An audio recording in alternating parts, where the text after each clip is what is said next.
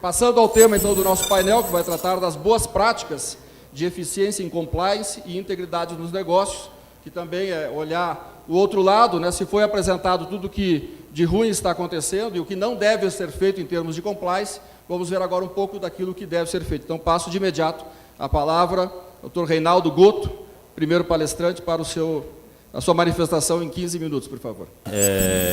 Vou falar aqui um pouco sobre a CIMIS e principalmente algumas chamadas boas práticas de compliance, né?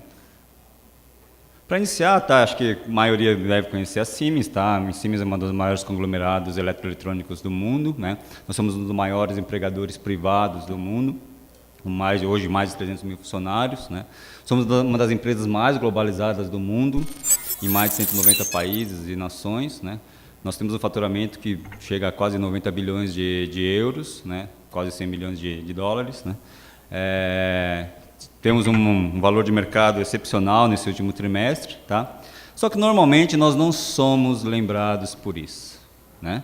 Nós não somos lembrados por nenhum desse número, né? Nós somos lembrados porque até hoje nós pagamos a maior multa relacionada a casos de violações de corrupção, né? 1,6 bilhões de dólares, né? 800 milhões para o governo norte-americano, 800 milhões para o governo alemão, né? Isso lá em dezembro de 2008, né? Uma parte da história que nós não nos orgulhamos nem um pouco, né? Nós nos arrependemos profundamente e sempre quando é possível, tá, vimos a público pedir desculpas pelo que nós fizemos de equivocado, né? Então, no primeiro painel, tá, o Dr. Dallagnol falou sobre uma série de empresas que se envolveram em ilícitos, tá? Nossa empresa também passou por esse momento. Eu me recordo muito bem, né, o dia 15 de novembro de 2006, né, costumo dizer, tá, que era um dia, começo de inverno, tá, bastante frio, eu estava agasalhado, saindo da estação de metrô, tá, quando estava tentando adentrar na sede da CIMIS Mundial em Munique, dos 20 anos que eu trabalho na CIMIS, 4 anos eu trabalhei em Munique, né, e me deparo com uma cena que é bastante usual hoje no Brasil, né, 250 investigadores, a imprensa, e nós não sabendo absolutamente, tendo a mínima ideia do que estava acontecendo, né? Então, se o Dr. Dallagnol falou aqui, tá, se você acha que compliance custa caro, tá, pense, tá, quanto que pode custar a sua empresa ser não compliance, né? Então, e por incrível que pareça, né, a questão da multa, por vezes, parece até um alívio para a empresa, né? Vocês podem ver que as empresas, quando elas anunciam as multas, tá, elas se sentem, por vezes, até aliviadas. Porque muito pior do que a multa, como disse muito bem a Camila aqui, no primeiro painel, né, são funcionários não querendo mais trabalhar na sua empresa. Como o Emerson também mencionou, tá, são clientes não querendo mais fazer negócio com vocês, ou fornecedores não querendo entregar mais produtos, mesmo tendo contrato, porque achando que você não vai pagar, né. Isso definitivamente é muito pior, né. Isso trouxe uma profunda mudança dentro da nossa empresa, né, que adotou, naquele ano, de uma maneira bastante assertiva, tá, 4 medidas que nós entendemos hoje que foram bastante assertivas, tá. Primeiro, né, diferente do que foi mencionado aqui, nós, desde o início, colaboramos irrestritamente com as autoridades, né. Tivemos a maturidade e a governança para afastar a alta direção envolvida nos ilícitos, tá. Pagamos, ressarcimos o erário necessariamente, tá? E a quarta medida, que foi bastante mencionada aqui, nós implementamos um sistema de governança, né? Sistema esse de governança que nós falamos com bastante propriedade, nós não reconhecemos ele como sendo uma referência no mercado.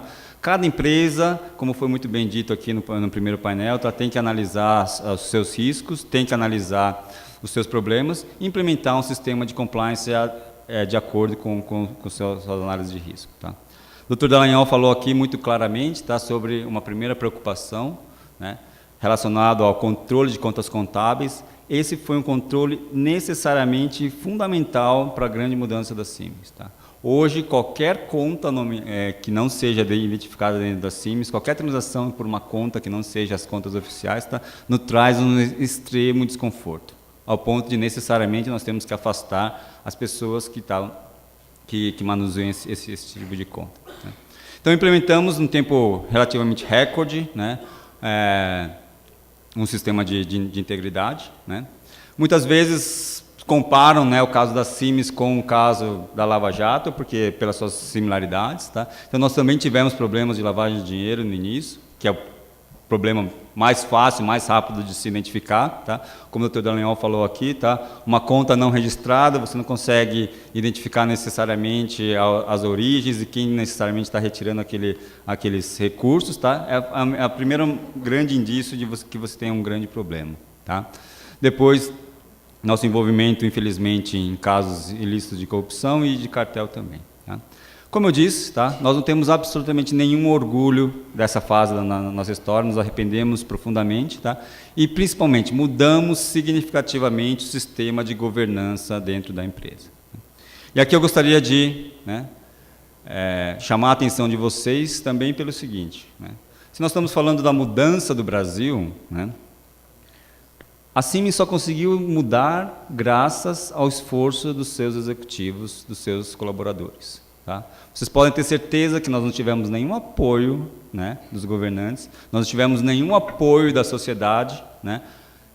A transformação necessariamente teve que vir de dentro para fora. Tá? E a mesma coisa que nós entendemos que o Brasil precisa passar, tá? Por um grande protagonismo de cada um de nós, tá? E nesse ponto, cada um dos observatórios de vocês tem um papel fundamental, tá? Fundamental.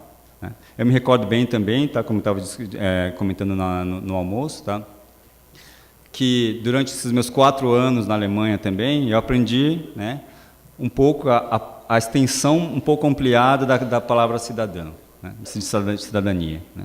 Porque na Alemanha, você, diferente aqui do Brasil, tá, aqui eu necessariamente pago, infelizmente pago caro para a escola dos meus filhos, tá, mas lá, né, além de você não pagar, você é convidado, né, a atuar necessariamente naquela sociedade, naquela escola onde você tem seus filhos. Tá? Então, você é convidado não só como vocês fazem, tá? Ir lá, ver se as contas estão corretas, tá? Se o que está contratado foi o que necessariamente foi entregue, tá? Mas o que custa para mim, para um pai de uma dessas crianças, tá? Ir lá, né, e limpar a caixa de areia que os meus filhos brincam, tá? Arrumar, eventualmente, pintar uma parede onde os meus filhos estudam. Né?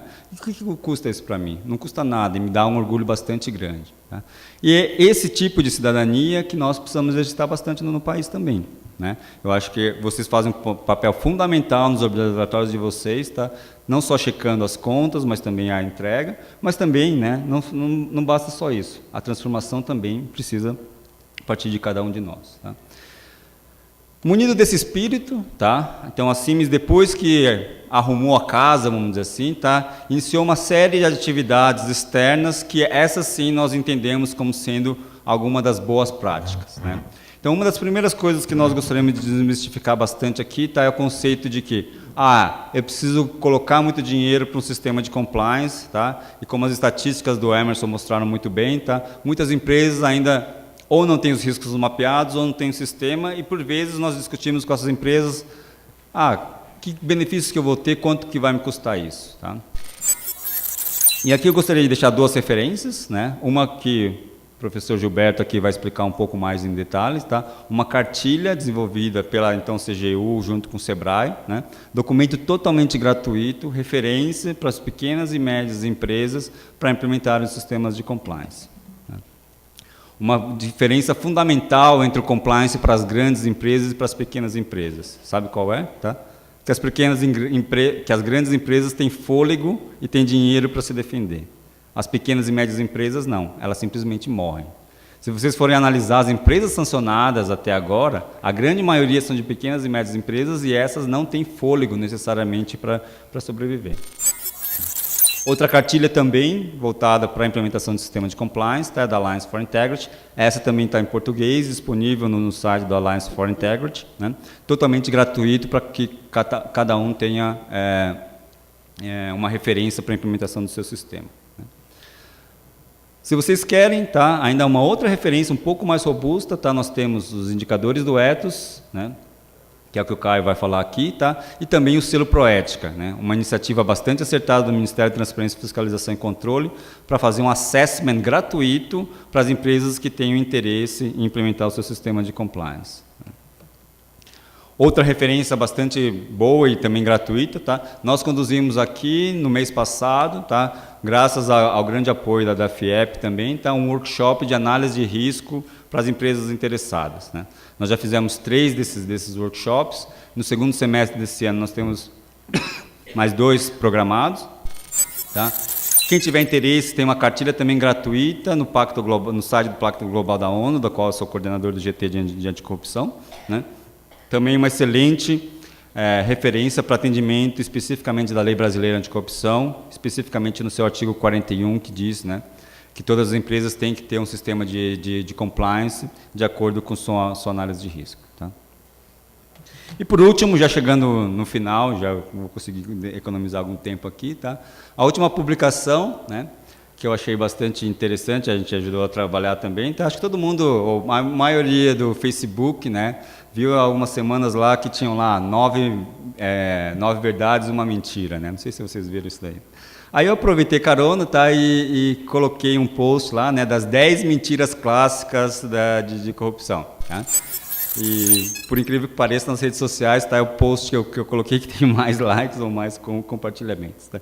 Então, nós identificamos, tá, 10 desculpas clássicas das pessoas que se metem em algum tipo de problema. Tá? Gostaria de mencionar aqui algumas, como foi muito bem exemplificado pelo Dr. Dallagnol, tá? Que os executivos normalmente falam que não fizeram por eles, fizeram pela empresa, né?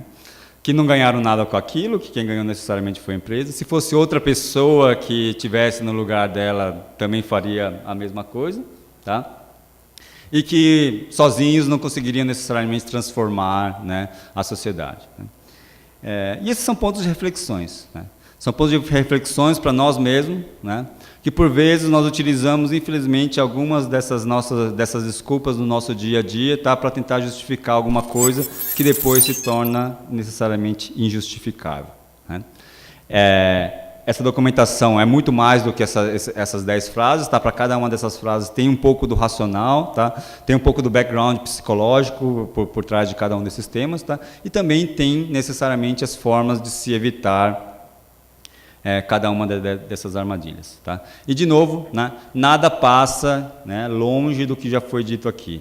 Nada passa necessariamente do protagonismo de cada um, da responsabilidade de cada profissional, como foi muito bem dito aqui, tá? E nada passa diferente das atitudes de cada um de nós. Tá? Por último, tá, gostaria de deixar um convite, antes de passar para o painel. Tá? Nós recebemos todos os meses, tá, de 6 a 8 empresas que nos visitam, né?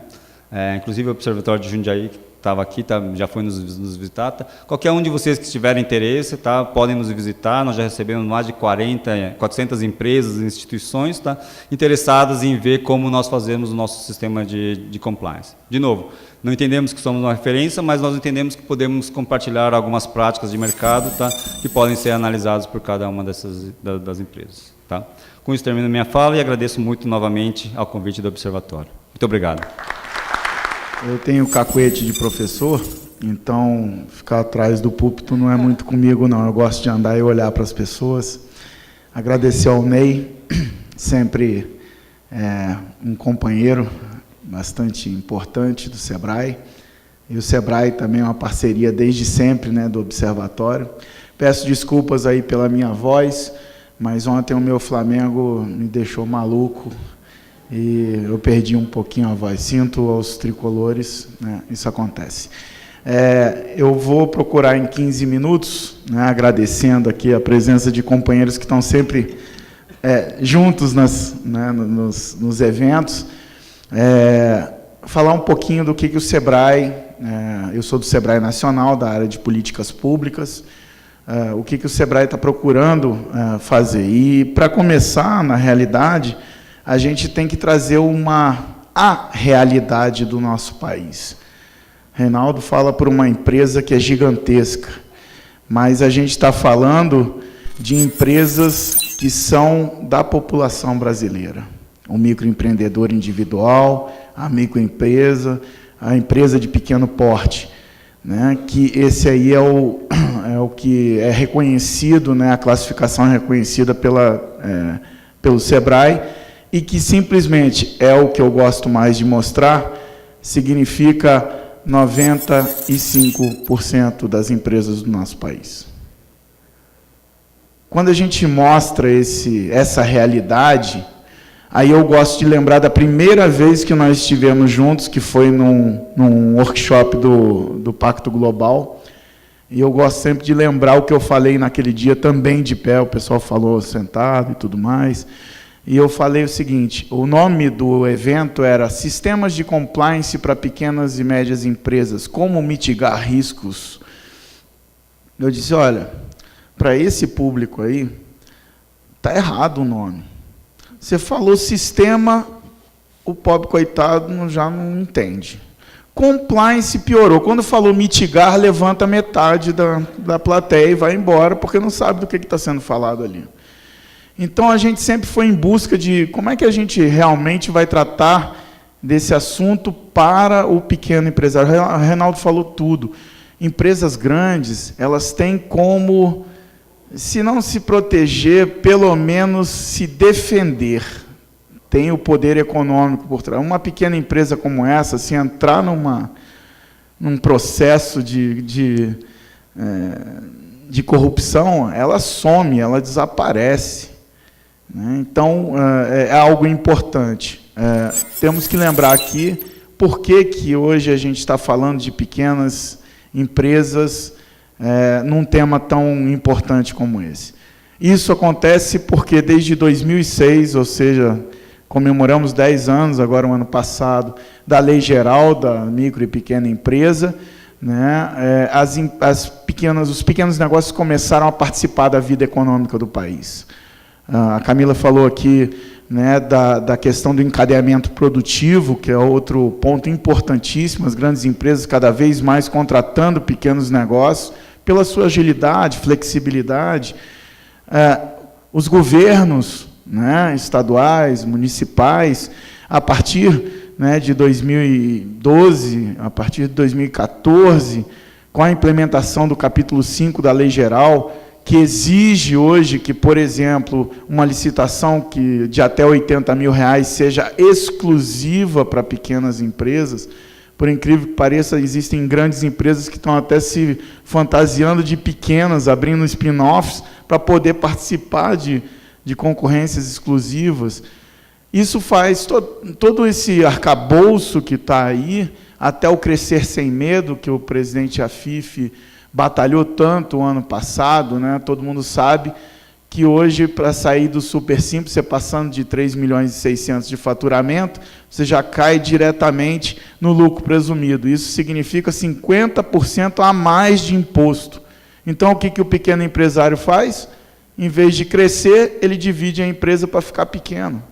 Isso é um absurdo num país como o nosso. Então, todo esse esforço, né, vem aproximando, obviamente, o pequeno negócio do tema corrupção. E aí a gente tem que diminuir um pouquinho o conceito de compliance. Eu mesmo estou fazendo um curso agora para aprender mais um pouquinho de uma certificação de compliance, para poder aprender e trazer mais esse conceito para eles. Você fala em compliance, compliance é um mundo de conformidade, não apenas nesse tema, né? Então, a gente, desde que a CGU procurou o SEBRAE para achar uma maneira de levar esse assunto, levar esse tema para o pequeno empresário, a gente procurou um conceito que fosse mais palatável a eles. E encontramos o conceito de integridade, que é um conceito que para todos nós faz mais sentido, porque o que significa ser íntegro, né? Significa ser honesto, significa se comportar de maneira correta em todos os momentos da nossa vida, né? No caso da empresa, o que significa ter integridade? Respeitar o parceiro, pensar no ganha-ganha e não no ganha-perde, né? Tratar bem funcionários, clientes, respeitar as leis, ser honesto. E isso a gente consegue falar um pouco mais facilmente com o pequeno empresário, que a gente, principalmente de 2014 para cá, quando a crise se agravou no Brasil, a gente vem vendo um movimento bastante complicado em termos de empreendedorismo nesse país. Até 2014, nós tínhamos cerca de 70% dos empreendedores brasileiros do tipo empreendedor por opção, ou seja, aquela pessoa que deseja, né, iniciar um negócio, que estuda para isso, que procura o SEBRAE e outras instituições para se capacitar. Mas com a crise, esse movimento está invertendo, e agora a gente tem cada vez mais empreendedores por necessidade, que é aquele que tem que sobreviver no dia a dia. E sobreviver significa capacitação depois. Primeiro eu tenho que viver um dia depois do outro e conseguir colocar feijão na panela da minha família. E isso vem dificultando um pouco, vem tendo, inclusive, ou exigindo uma modificação no comportamento próprio do SEBRAE, que agora tem que correr mais atrás do que ser demandado. Isso é importante para nós também, né? Então, como que a gente conseguiu levar isso para eles, né? Já há 2 anos, né? Aí é uma ilustração da cartilha que o Reinaldo aqui, eu agradeço pela menção, né, mencionou, que é a nossa cartilha de integridade para pequenos negócios, onde são 2 empresários. Desde o início a gente teve essa ideia. Não queremos colocar nas nossas cartilhas, filmes, alguém da CGU falando com a empresa, alguém do SEBRAE explicando alguma coisa, e sim que a própria sociedade, como o Deltan Dallagnol falou aqui, né, tome isso nas suas mãos. Então, são 2 empresários conversando, né, falando sobre integridade. E começamos a instituir o programa Empresa Íntegra, né, com um programa bem simples de 10 dicas, né, que os empresários podem utilizar para se proteger da corrupção. Essas dicas são muito próximas do que já se fala, né, mas de uma maneira mais palatável a eles. Por exemplo, né, que o empresário ele tem que assumir o compromisso de lutar com a corrupção. É o exemplo vindo de cima, né? Sun Tzu dizia, né, claro, 2.500 anos atrás, dizia que ele saberia, num campo de batalha, quem de 2 exércitos iria ganhar a batalha antes mesmo dela começar. Porque ele tinha 7 perguntas que fazia, e uma delas dizia: quem está fazendo a guerra com um propósito moral ao seu lado, ou seja, pelo motivo justo. Isso por um motivo bastante simples. Quando um general faz uma guerra pelo motivo justo, o seu exército está junto com ele. Quando não, há deserção, né? Há uma série de ações contrárias a ele. É a mesma coisa. Quando o empresário diz que ele está imbuído de combater a corrupção e de que na empresa dele não vai ter isso, os seus funcionários vão estar junto com ele. Então tem que vir de cima. Conhecer a empresa, na medida em que a empresa vai crescendo, é muito simples o empresário perder o controle e não ter mais aquela visão que ele tinha detalhada das coisas. Então, que tenha pelo menos alguém de confiança olhando isso, né?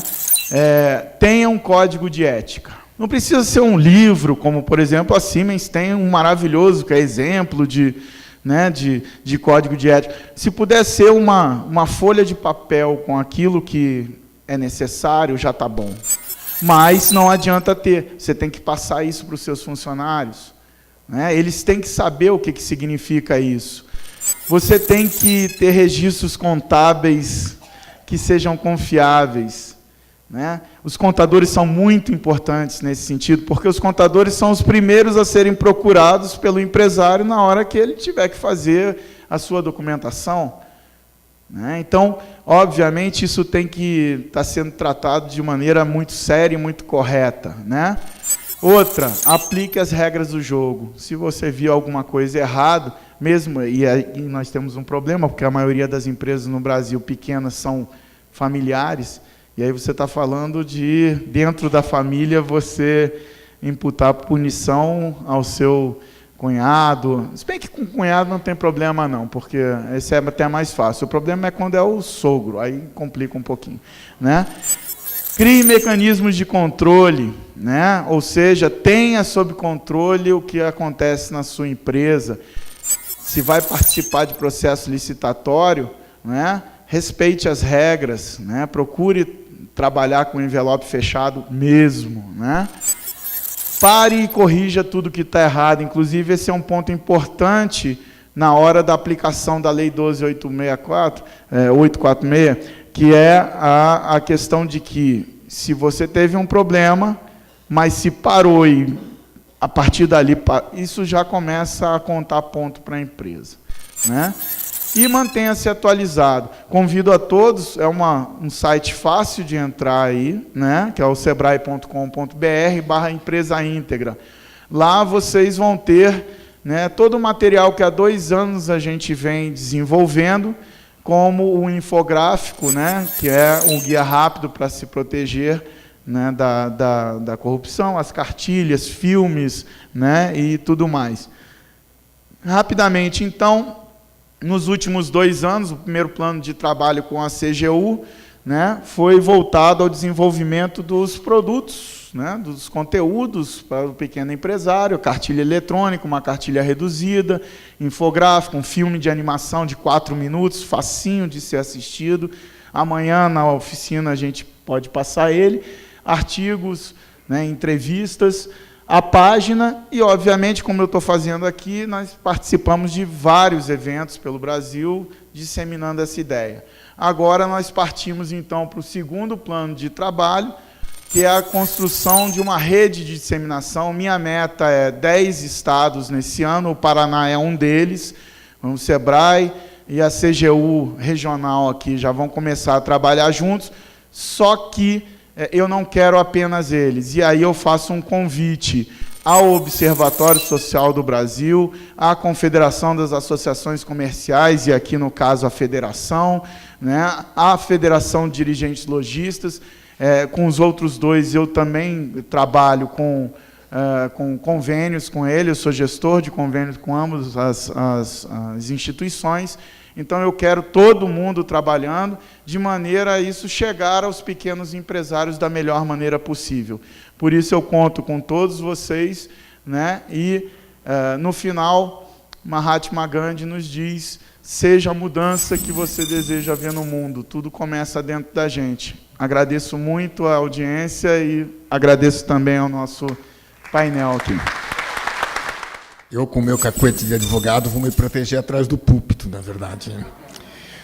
Eu quero agradecer, primeiro de tudo, ao Observatório Social do Brasil pelo convite que me foi feito para participar desse painel com gente tão ilustre, que trabalha já há tanto tempo nas questões de compliance. Eu posso dizer que, apesar de advogar aqui para os sistemas FIEP há muitos anos, eu estou iniciando nessa área. Na verdade, nós estamos iniciando um processo de compliance, de integridade aqui dentro do sistema, no modelo que foi trazido aqui. Logicamente, nós sempre tivemos processos de integridade, mas eles eram muito mais vinculados aos controles externos, que são feitos internos, que são feitos às casas, muito mais vinculados, ou seja, ao Tribunal de Contas da União e à Controladoria Geral da União. Então, para mim, realmente é uma grande honra estar participando deste painel. Agradeço a Rony, agradeço ao presidente Ney. Muito obrigado, realmente.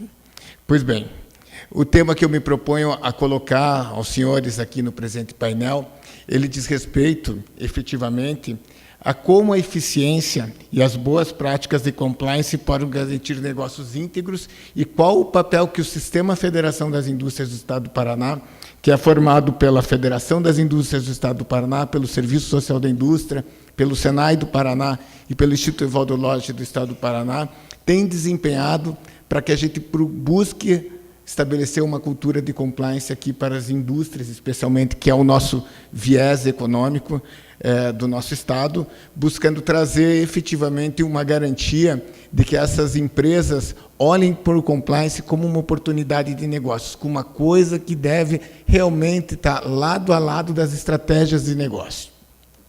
Mas, antes de entrar ao tema em si, eu me permito lembrar de Hannah Arendt, que é uma filósofa alemã que fez estudos profundos sobre a natureza humana, a condição humana e sobre a origem do totalitarismo, que ela colocou quando fez a análise dos temas na sua pesquisa, e esse tema esteve sempre muito mais focado no período da pós-Segunda Guerra Mundial, em que ela faz a seguinte reflexão: tempos obscuros os que vivemos.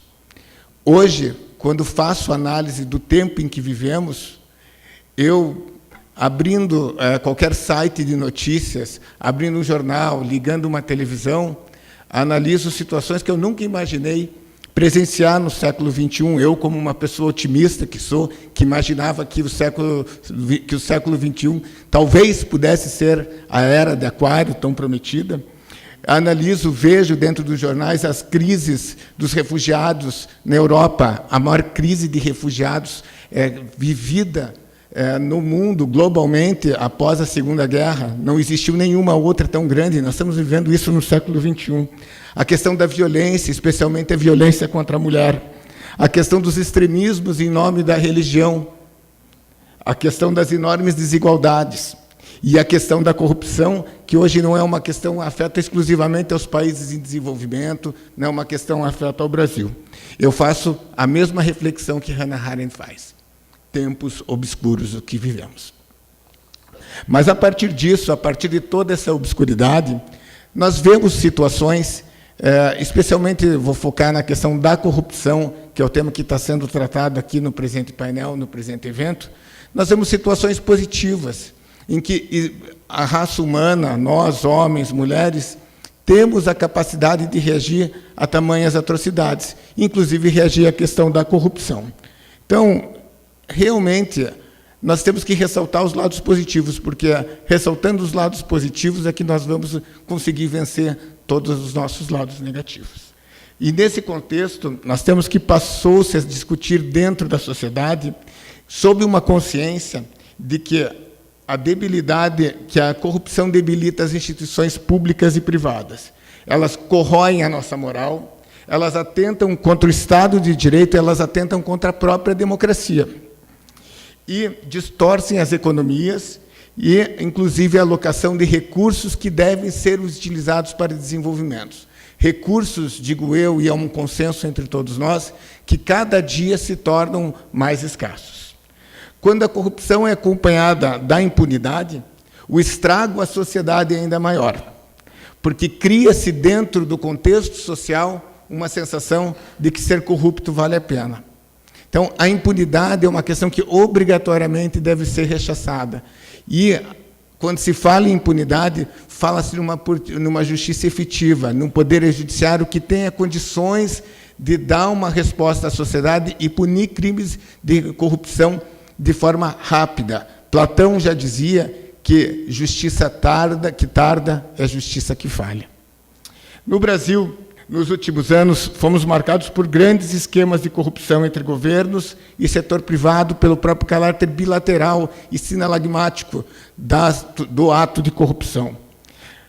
Parece que cada dia novos atores são inseridos numa história que não tem fim. Eu diria que, se fosse um jogo de baralho, o momento que vivemos, as cartas estão apenas sendo distribuídas, colocadas na mesa, para que então se comecem as apostas. Fiquei pensando que, se fosse um caso de teledramaturgia, seria Malhação, porque não tem fim.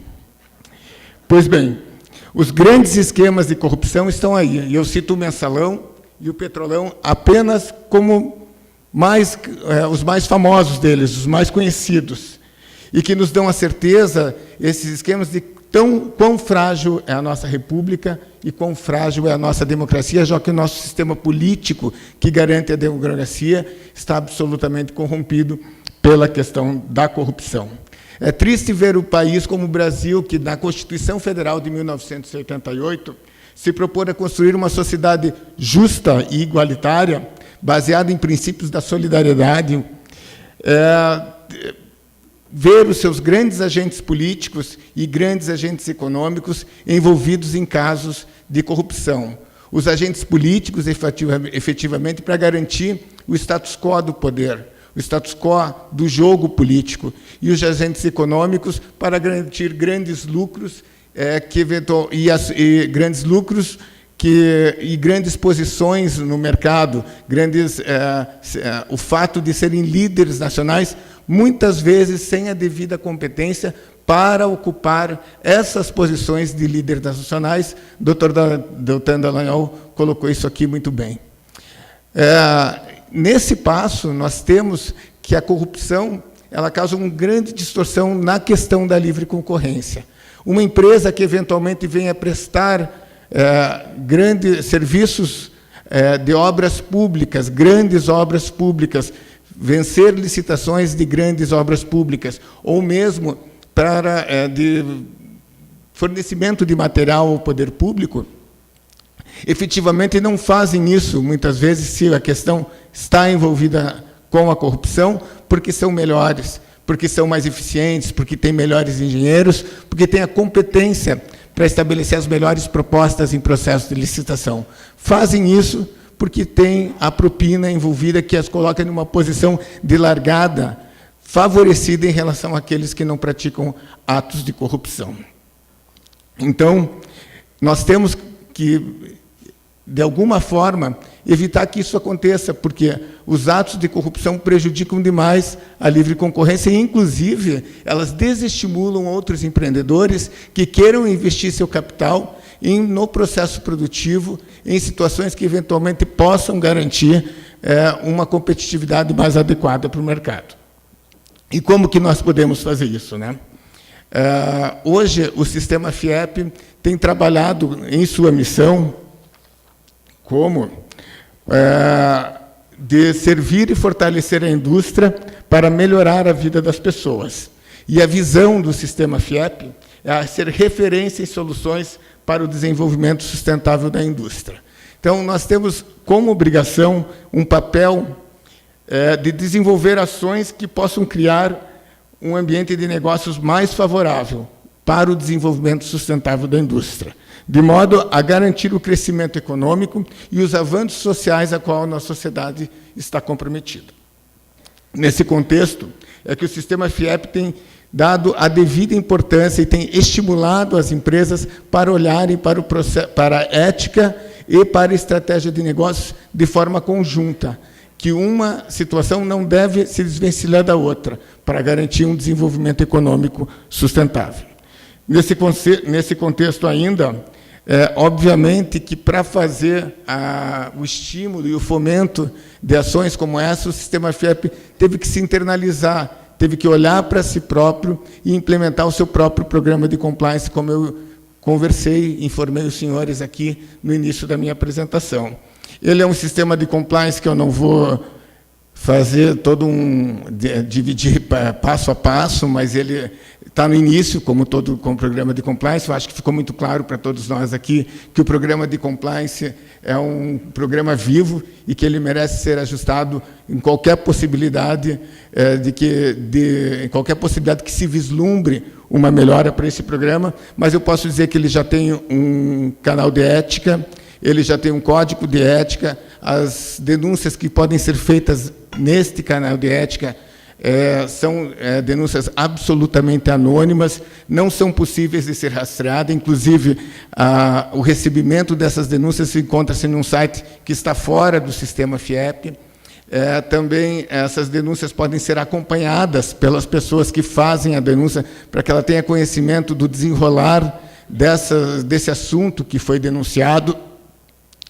E também nós estamos fazendo um trabalho com os colaboradores para que, efetivamente, a gente garanta um treinamento exaustivo para que aquele código de ética que foi construído com base em conversas com os próprios colaboradores possam ser aplicados em toda a nossa companhia, que é uma companhia que eu considero grande. Aqui nós temos em torno de mais de 3.500 empregados e uma capilaridade extremamente significativa em todo o estado do Paraná.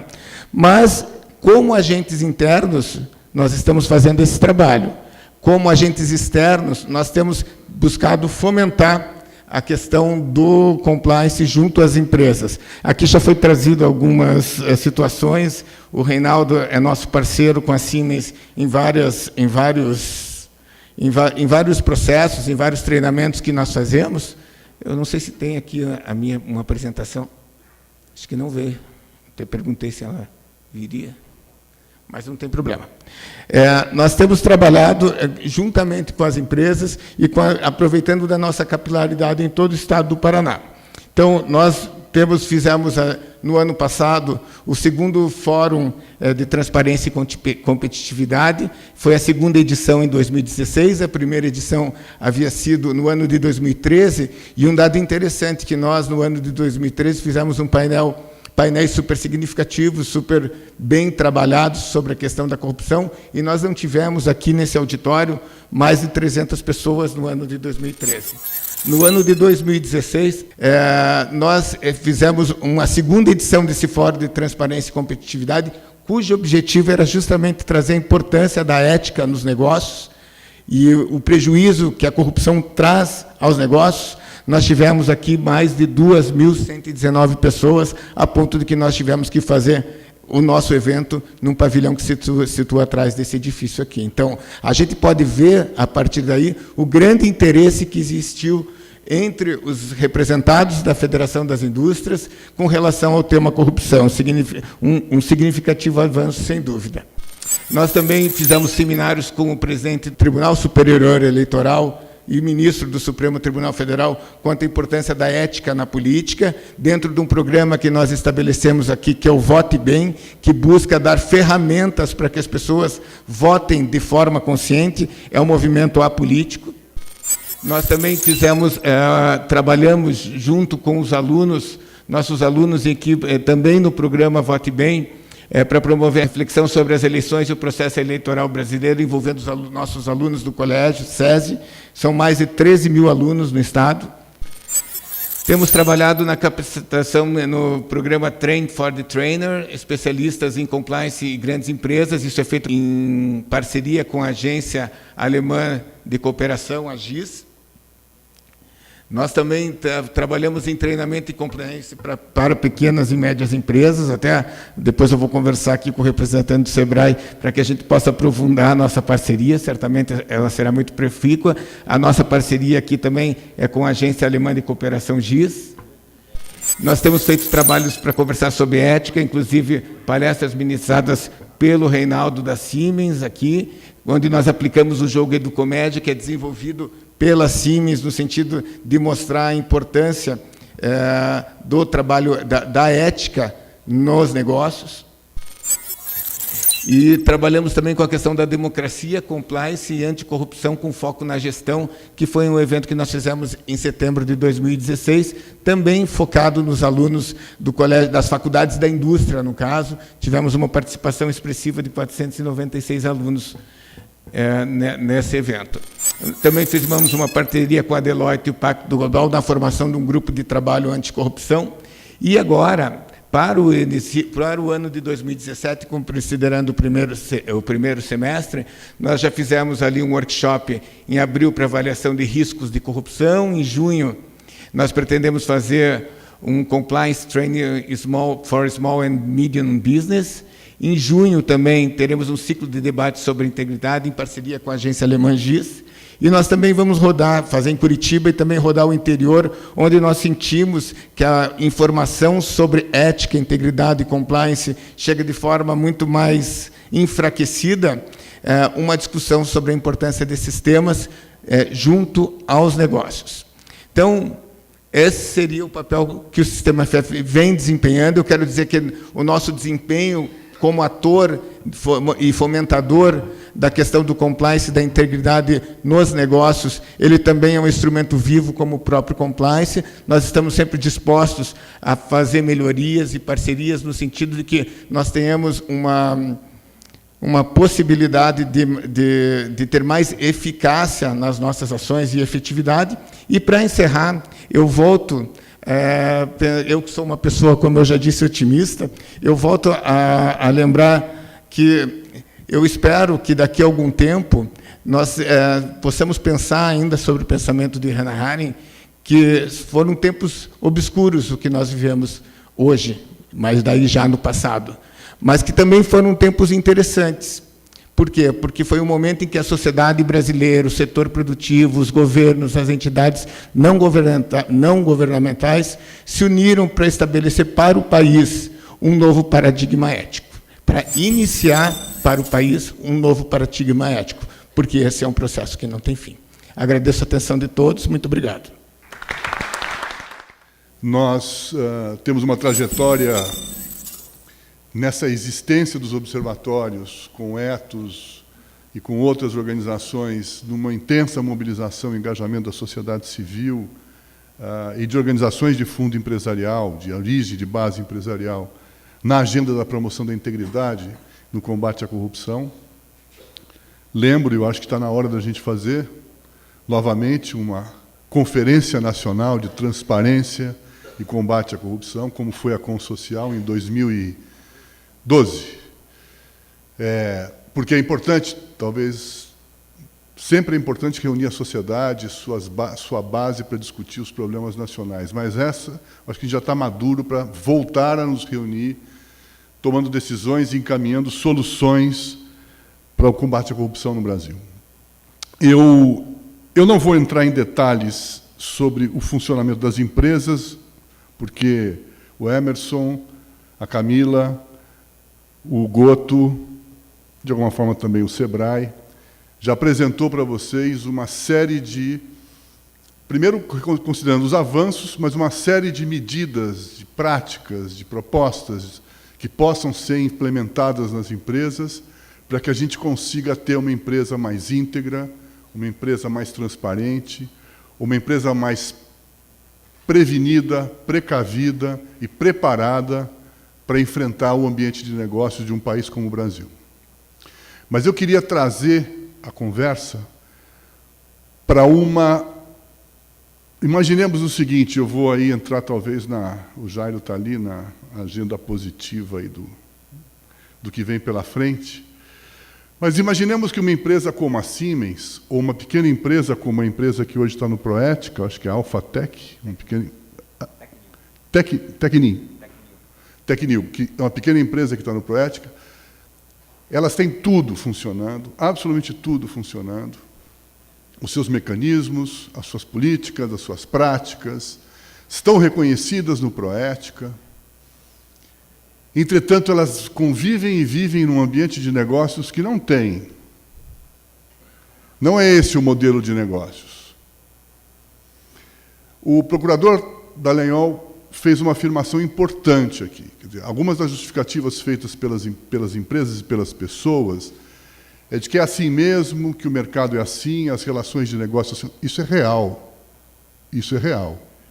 Se nós não conseguirmos alterar com mecanismos regulatórios e com comportamento empresarial voluntário, autorregulado, o ambiente de negócios que regula as relações público-privadas e privadas-privadas, nós dificilmente conseguiríamos avançar da onde nós estamos para uma sociedade, para uma economia, para uma relação público-privada efetivamente íntegra, transparente e capaz de prevenir e enfrentar a corrupção.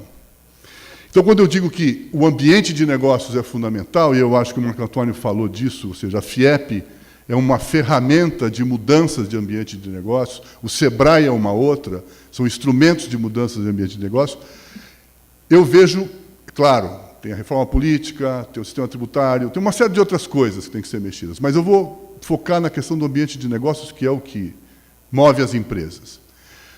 Nós temos, no mínimo, 6 medidas importantes a serem tomadas, a serem instigadas, a serem provocadas, a serem implementadas, para que a gente possa ter um ambiente de negócio no Brasil mais íntegro, mais transparente e, efetivamente, que contribua para combater a corrupção. Do ponto de vista autorregulado, as empresas são obrigadas a ter programas de compliance, de mecanismos de integridade, programas de integridade? Não. Não existe nenhuma lei que determina que as empresas têm que ter um programa e um mecanismo de integridade funcionando. O que a lei diz é, se você não tiver e entrar numa fria, a sua multa pode ser o fim dos tempos. Uma pequena pode desaparecer, uma empresa grande como a Siemens pode ter 1 bilhão e 600 milhões de dólares de multa. Mas a vice-presidente da Siemens, quando esteve no Brasil em 2011, disse o seguinte, se a gente não tivesse, porque eles tinham mecanismos, códigos, disque de denúncia, tudo. Se nós não tivéssemos, talvez a Siemens não tivesse capital e recursos para pagar as multas. Portanto, ninguém é obrigado. Essa é a primeira questão. A segunda, e do ponto de vista, portanto, autorregulatório, se a gente for olhar um pouco para essa direção, duas questões saltam aos olhos. Uma, a Camila trouxe aqui, é muito importante a empresa ter a capacidade de uma ação coletiva que envolva todos os seus principais parceiros, fornecedores, clientes, parceiros de negócio,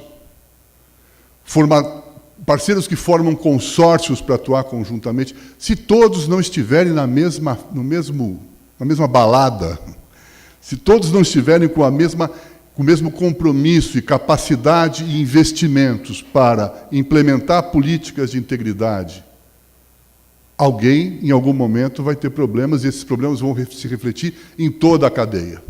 Em toda a cadeia. Então, essa é a primeira ação coletiva que tem que ser determinante para as empresas hoje no Brasil. Eu tenho que ter a preocupação de criar mecanismos internos, mas eu tenho que ter imediatamente a preocupação de compartilhar os valores, os princípios e os mecanismos que eu tenho implementado com os meus parceiros estratégicos, no mínimo. E aqueles que oferecem mais risco, porque operam em situações de mercado e das relações público-privadas que oferecem mais riscos. O risco de uma empresa se envolver com corrupção é o mesmo de uma empresa que tem 90% do seu faturamento vinculado a compras públicas e uma outra que tem 10% do seu faturamento vinculado às compras públicas? Não. Não é o mesmo. Portanto, exigem mecanismos e sistemas diferentes. E se a gente não tiver numa ação coletiva envolvendo todos os nossos parceiros, nós podemos ter problemas sérios no caminho. Eu já participei, a convite do Goto, de encontros que a Siemens faz com seus principais fornecedores, periódicos, para atualizar, discutir, refletir, mapear riscos, que são importantes e novos que surgem. Alguém já imaginou que existe hoje um risco de uma empresa patrocinar a Confederação Brasileira de Vôlei? Já pensaram nisso? Riscos de serem acusadas de corrupção, pela lei anticorrupção. São riscos novos. E essa é uma coisa que nós temos conversado. Bom, então, esse é um ponto importante de uma ação coletiva, autorregulada, que parte do setor empresarial e que parte das empresas. Portanto, e como a FIEP, como o Marco Antônio estava dizendo, a FIEP caminhando nessa direção de ter a sua base de associados, a sua base sindical, a sua base de representação engajada nesse processo, é uma contribuição fundamental. A segunda é de que a gente tem que olhar também para setores estratégicos da economia e setores estratégicos que se relacionam com o setor público. E, a partir daí, como a gente acredita que é necessário termos ações coletivas, o setor todo precisa praticar as boas práticas. O setor todo precisa praticar os seus programas de integridade. Todo o setor precisa ter comportamentos similares com relação à gestão dos riscos com os servidores e com funcionários públicos. O setor precisa ter mecanismos de denúncia, como esse que a FIEP acabou de construir, um canal de denúncias que garanta que todas as empresas daquele setor, daquele recorte setorial, estejam efetivamente cumprindo compromissos com a integridade. Porque, como alguém já disse, eu não me lembro quem foi, acho que foi o Gilberto, a primeira decisão importante é compromisso da alta direção e compromisso daqueles que detêm as decisões na empresa. E aí eu dou um exemplo, 2 exemplos de iniciativas setoriais que me parecem importantes de serem replicadas, reeditadas, multiplicadas. Uma delas, vocês conhecem muito bem o setor, um setor que está na mídia, extremamente perigoso do ponto de vista das relações público-privadas. É um setor que a gente não imaginava, eu pelo menos nunca imaginei, o setor da saúde, da área de próteses, órteses e outras coisas. Eu não sei exatamente quais são as outras coisas. implantes, etc. Vocês acompanharam nos últimos anos as denúncias feitas a esse setor. Chegou a um ponto onde a entidade que representa esse setor, a Abraide, com as principais empresas do setor, algumas são multinacionais, que têm regras rígidas, regidas pelo FCPA, regidas pelo UK Barber Act, empresas alemãs, americanas, passaram a discutir a possibilidade de se ter um acordo de integridade setorial, de transparência e de integridade, onde todas as empresas se comprometessem em seguir um determinado novo código de conduta, e que esse novo código de conduta seriam as medidas a partir dos riscos efetivos que eles consideram importantes para serem mitigados, para serem enfrentados. Por exemplo, uma das decisões que esse grupo tomou foi que ninguém mais patrocine eventos médicos que não forem, se eles não forem realizados de uma forma coletiva. E outras decisões que tomaram. É simples tomar uma decisão como essa? De forma alguma. Vai haver dificuldades no caminho? Certamente.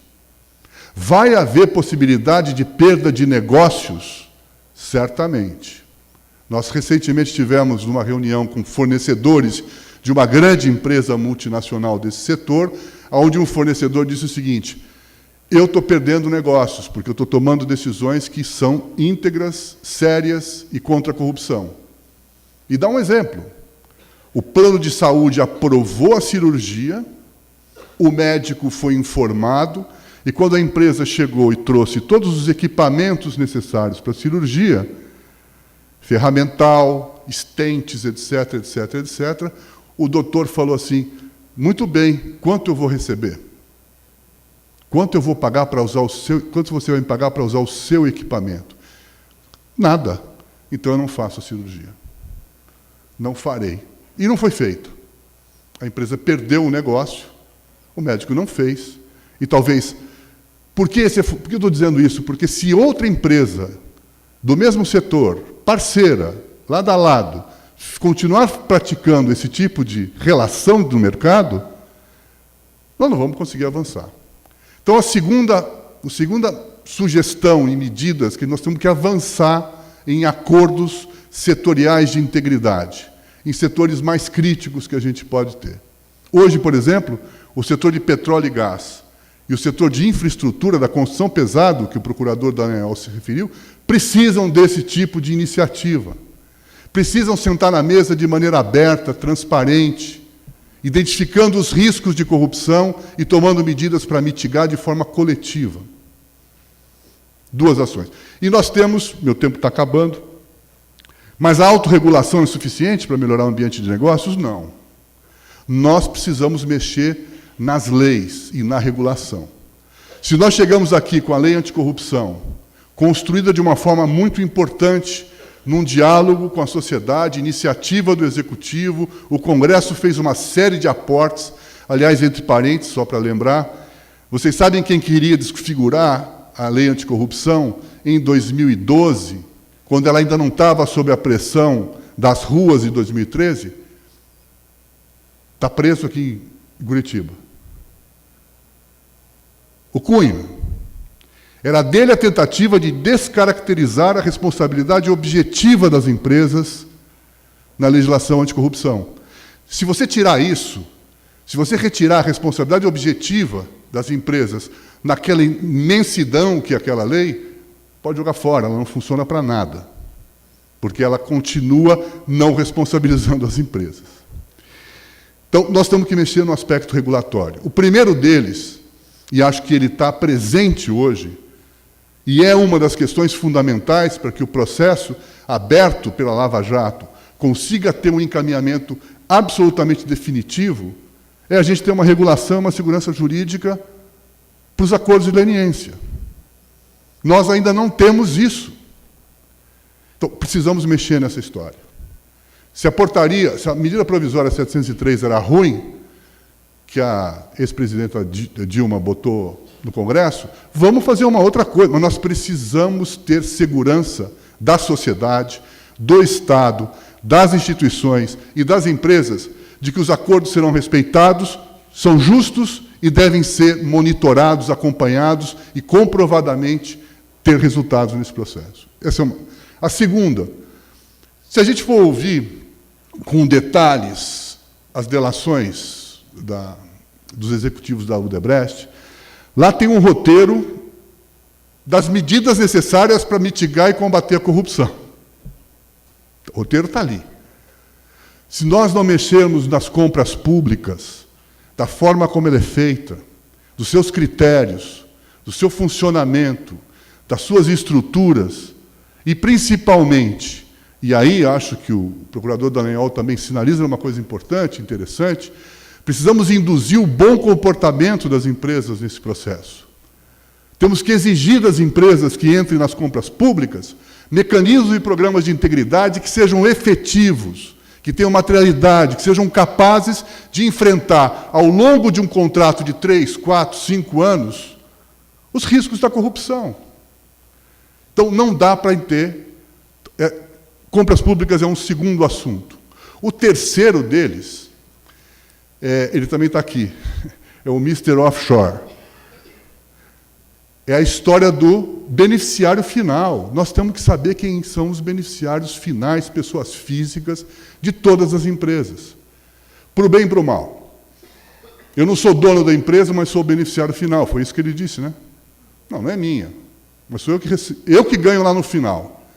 Então, a transparência do beneficiário final é uma legislação. O Goto, eu acho que vai falar disso hoje também. É importante a gente avançar para pensar nessa legislação. A Inglaterra e a França já têm uma legislação nesse sentido.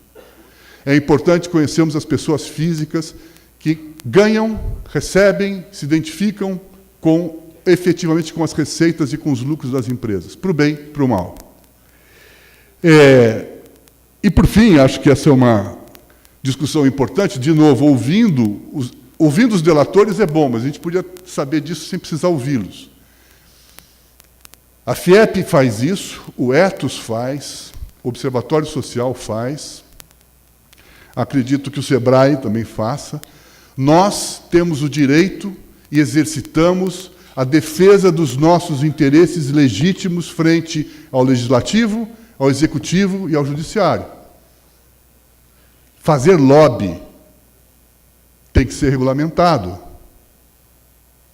Defender os nossos direitos, defender os interesses de uma organização como a FIEP, os interesses justos, os interesses transparentes, precisam ser exercidos de forma transparente e íntegra numa nova relação com o Estado. Se vocês ouvem nas delações, muitos deles dizem o seguinte: não, mas a gente está defendendo o nosso interesse. Estávamos lá defendendo o nosso interesse, fomos atrás do deputado tal, do político tal, defendendo... Podem ser que sejam interesses legítimos, mas eles foram exercidos na base da propina, do suborno e transparência zero. Se nós tivéssemos regras estabelecidas para a defesa de interesses hoje no Congresso Nacional, é absolutamente impossível que as coisas tivessem acontecido do jeito como aconteceram. Não estou dizendo que elas não aconteceriam, mas da forma como aconteceu, não.